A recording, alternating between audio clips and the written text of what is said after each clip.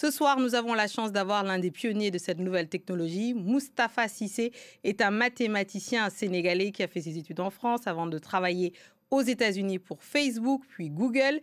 Il a été fondateur et directeur du premier laboratoire de recherche en intelligence artificielle en Afrique jusqu'en 2023 du fameux moteur de recherche. Professeur d'intelligence artificielle à l'Institut africain des sciences mathématiques, AIMS, fondateur et directeur du premier programme de master en intelligence artificielle en Afrique, avant de fonder sa propre structure Kera, avec laquelle il ambitionne de changer le quotidien de millions d'Africains. Moustapha Cissé, merci et bienvenue dans votre Journal de l'Afrique. Merci beaucoup Fatimata. Vous êtes un mathématicien de formation. Expliquez-nous d'abord ce qui vous a conduit vers l'intelligence artificielle. Alors, ce qui m'a conduit vers l'intelligence artificielle, c'est ce qui a conduit bon nombre de mes collègues aujourd'hui, qui viennent de disciplines diverses, que ce soit la physique, l'informatique, les mathématiques, parce qu'il faut savoir que c'est un champ technologique qui est très divers par la nature des personnes qui contribuent. Donc, on y retrouve des personnes avec des backgrounds, donc des expériences et des expertises très différentes. En France, vous avez une école de mathématiques et une tradition de mathématiques très ancienne, qui fait que la plupart des acteurs de l'intelligence artificielle en France sont à l'origine des mathématiciens. En tout cas, ils viennent de parcours mathématiques. Donc, c'est le cas dans certains pays, dans d'autres, c'est traditionnellement des physiciens, etc. Mais toutes ces expertises mises ensemble donnent aujourd'hui l'essor qu'on voit dans Mais qu'est-ce qui vous a plu, vous, dans l'intelligence artificielle? Alors, vous auriez pu faire autre chose. Oui. Alors, moi, mes premiers amours se trouvent dans les maths et la physique, effectivement. Ce qui m'a particulièrement intéressé, c'était au début de l'algorithmique, mais en particulier le fait de pouvoir créer des algorithmes qui apprennent à partir de l'expérience, donc qui apprennent à partir des données. Ouais. Pour faire cela, des outils mathématiques, les statistiques, la probabilité, etc., sont extrêmement utiles. C'est comme ça que je me suis faire apprendre aux machines, quoi, en fait. Exactement. Ce qui vous amène à Paris cette semaine, c'est ce sommet mondial de l'intelligence artificielle où les géants, on les a vus, Google, Facebook, enfin Meta et autres, se battent pour le contrôle de cette nouvelle technologie. La France, d'ailleurs, a un enjeu particulier. Mais quels sont les enjeux africains ? Alors, c'est vrai que lorsqu'on parle d'intelligence artificielle, les grandes entreprises, comme les géants, comme vous les appelez, monopolisent un peu l'attention. Les États sont aussi partie prenante de ce dialogue parce qu'il y a des enjeux de souveraineté pour les différents pays, que ce soit en Amérique ou bien en Europe ou même en Asie. La vérité, c'est que c'est une question qui est importante pour tous les pays du monde et qu'il faut que toutes les nations, qu'elles soient en Afrique ou en Europe, s'en saisissent. Ce qui est important pour l'Afrique, c'est que cette technologie ne soit pas une technologie pour laquelle on ne sera que consommateur. Il faut qu'on contribue à la création de la technologie et qu'on l'utilise pour résoudre des problèmes qui nous sont propres et qui sont les plus importants dans nos pays. Et pour que ça soit le cas, il faut qu'on les voit au chapitre, donc dans des discussions comme ce qui se passe au sommet mondial qui nous amène aujourd'hui à Paris.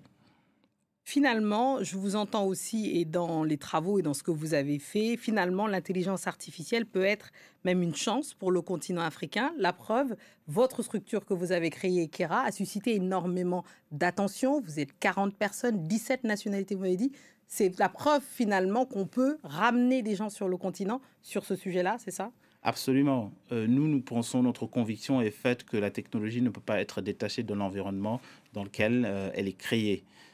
Nous créons des technologies à base d'intelligence artificielle pour résoudre un des problèmes les plus importants que nous avons en Afrique, en particulier au Sénégal, qui est celui de la santé. Je dis tout le temps que nous avons un peu moins de 10 médecins pour 100 000 habitants.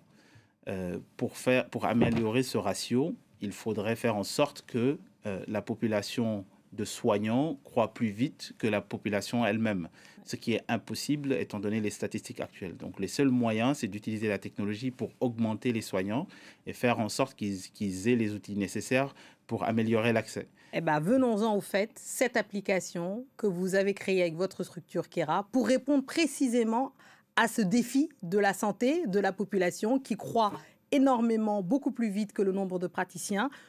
Expliquez-nous comment ça fonctionne. Alors, nous avons créé une plateforme aujourd'hui, au sein de Kera, nous avons créé une plateforme qui s'appelle Sura, qui permet d'améliorer l'accessibilité à des soins de santé sous forme d'une couverture santé.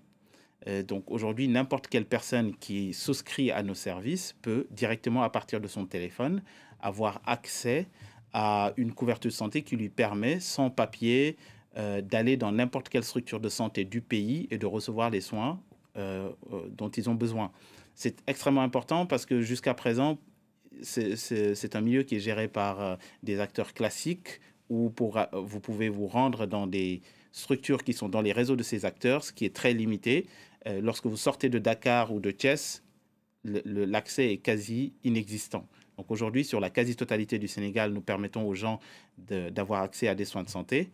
Et plus le nombre de personnes utilisant cette plateforme augmente, plus les coûts qui permettent cet accès-là vont baisser.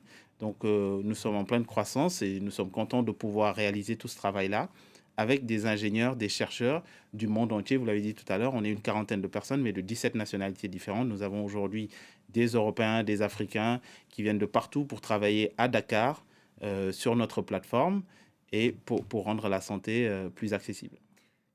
On a entendu donc cette application, c'est un service qui est payant.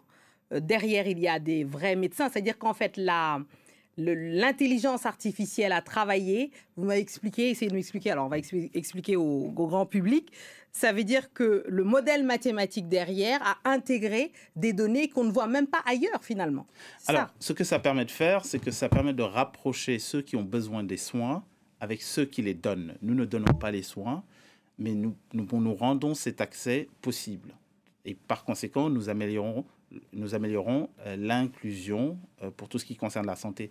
De la même façon qu'il y a 10 ans, toutes les applications de mobile money ont amélioré l'inclusion financière. Absolument. Aujourd'hui, si vous voulez une couverture de santé et que vous viviez à Kédougou, par exemple, il vous est impossible d'avoir une couverture de santé pour la simple raison que les réseaux des structures de couverture de santé ne sont pas étendues jusqu'à cette zone. Oui. Nous couvrons l'ensemble du territoire national et ce qui nous permet de le faire aujourd'hui, c'est l'inclusion de des algorithmes d'intelligence artificielle de la carte sanitaire du Sénégal et ça améliore l'accessibilité, mais ça permet aussi de baisser les coûts. Oui. Et peut-être que le futur, c'est quoi? C'est toute l'Afrique? Alors, notre ambition, c'est d'abord, nous sommes au Sénégal aujourd'hui, bien entendu. Nous sommes en pleine croissance. Notre ambition est de croître, bien entendu, en Afrique de l'Ouest et pourquoi pas partout en Afrique. Mais le plus important, c'est de comprendre que lorsque des technologies comme ça sont conçues pour ce qu'on appelle le bas de la pyramide, elles peuvent être exportées partout dans le monde. Elles peuvent même, demain, être exportées en Europe parce que les besoins existent aussi ici en Europe. Bien sûr. L'inverse n'est pas nécessairement vrai. C'est sûr. Merci beaucoup, Moustapha Cissé, d'être venu. Merci.